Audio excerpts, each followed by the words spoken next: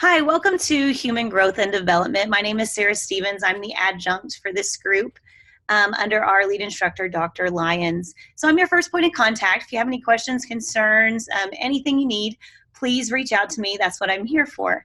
I'll also be in charge of scoring a lot of your work.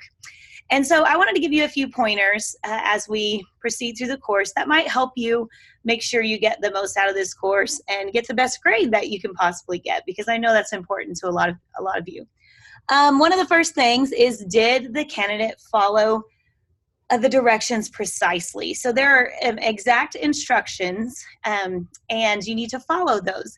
If it is not written there, or don't assume anything, Class Cafe is a great place for you to check and see, am I on the right track? You can ask a question, but a lot of times if you'll just go through there and read some of the threads, they'll have the information that you're looking for without even asking a question. So I would encourage you to look through there maybe before you start or maybe before you submit, to make sure that you're on the right track. Sometimes those instructions, although they're very clear, can be interpreted differently. So make sure that you get clarification and don't assume anything. Another thing I always ask myself while I'm scoring is, how well does this candidate's work line up with the grading rubric? So we have the instructions for the assignment, but the grading rubric sometimes looks a little different. So if you want level 4 work, review all those level 4s and make sure that you're following those guidelines. And so sometimes they'll ask for little different things, like supported with an outside source or something like that. So make sure you read over that as well. I would do that before starting, during your assignment, and even afterwards. Another thing is, did the candidate support their claims using scholarly sources? So always looking through, making sure if you say something that you can back it up.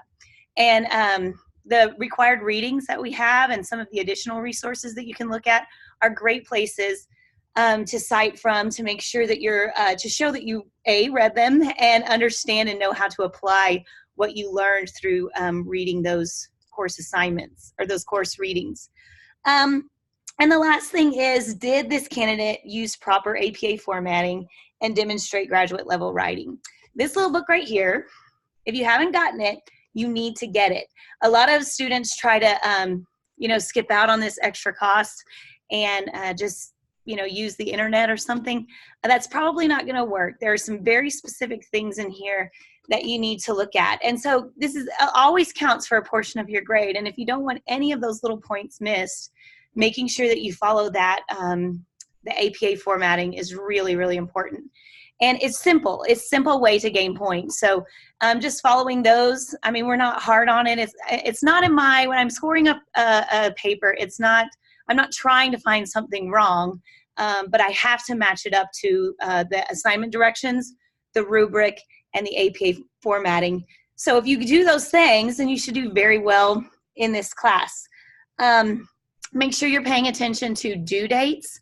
Remember that if you are late, that it's 10% per day off of your score. The only thing that we allow for is hospitalization and deployment.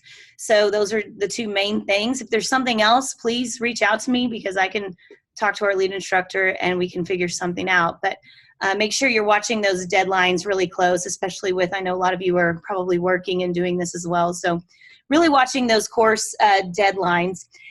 And again, don't forget to use Class Cafe. It's a really great way to find out, get clarification, to understand, know what's going on in the course. So that's a really good resource that you could use. The other thing is, just make sure you're communicating via your ASU email with me. If you communicate through your school email or something, then I can't respond back. I'll email back to your ASU email. Again, if you have any questions or concerns, please reach out to me.